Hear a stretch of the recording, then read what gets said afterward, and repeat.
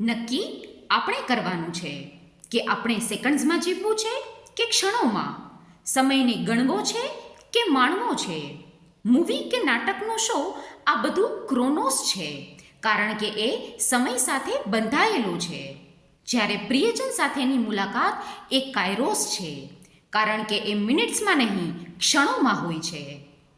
શાળાઓ, office, meeting આ બધું કલાકોમાં હોય છે. જ્યારે સૂર્યોદય કે સૂર્યાસ્ત જેવી ઘટનાઓ એ ક્ષણોમાં હોય છે. વિશ્વની એવી બધી જ ઘટનાઓ કે જેને નિહાળીને આપણે ઘડિયાળના સમયની સભાનતા ભૂલી જઈએ એ બધું જ કાયરોસ છે.